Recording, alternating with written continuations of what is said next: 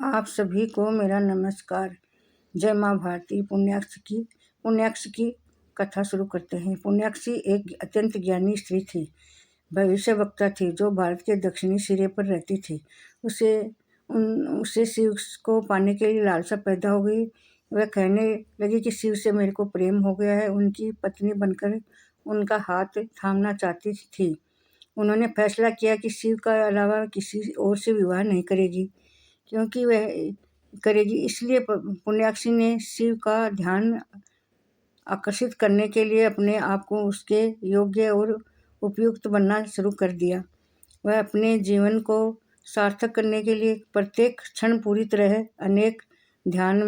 शिव के ध्यान में बिताती थी। उसने भक्ति से सभी सीमाएं पार कर ली और उनकी तपस्या का पागलपन की हद तक पहुंच गई और वह भरपूर शिव की तपस्या करने लगी। शिव करुणा से भर उठे। उनके प्रेम की तीव्रता को देखते हुए शिव प्रेम और करुणा और से विचलित हो उठे। शिव जी ने सोचा और उनके हृदय में पुण्याक्षी के विवाह करने की इच्छा जागी। परंतु जिस समाज में पुण्याक्षी रहती थी, उन लोगों को चिंता होने लगी कि उन्होंने लगा कि विवाह होने के बाद पुण्याक्षी की भविष्यवाणी करने की अपनी क्षमता खो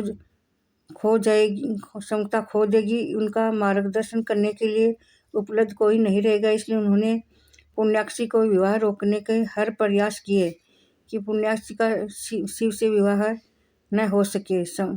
हर संभव कोशिश की, लेकिन पुण्याक्षी अपने इरादे पर अटल रही और इरादे पर ढूंढती रही और शिव की प्राप्ति की भक्ति की जारी रखी।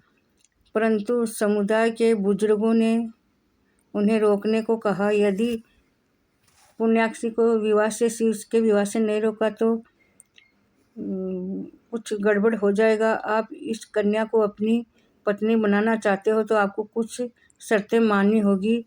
आपको हमें वधू मूल्य देना होगा।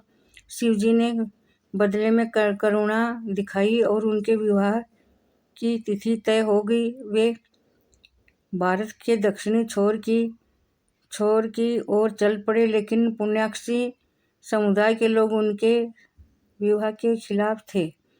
लेकिन इसलिए उन्होंने शिव से गुहार लगाई कि हे शिव, यदि आप विवाह कर लेंगे तो हम अपना इकलौता ज्ञान बख्शु या पथ प्रदर्शक मार्गदर्शन देने वाला खो देंगे। कृपया आप उससे विवाह ना करें। लेकिन शिव उनकी बात सुनने को तैयार नहीं थे। उन्होंने विवाह के लिए अपनी यात्रा जारी रखी, परंतु समुदाय के बुजुर्गों ने उनको रोककर कहा, यदि आप इस कन्या को अपनी पत्नी बनाना चाहते हो तो आपको कुछ शर्तें माननी होगी।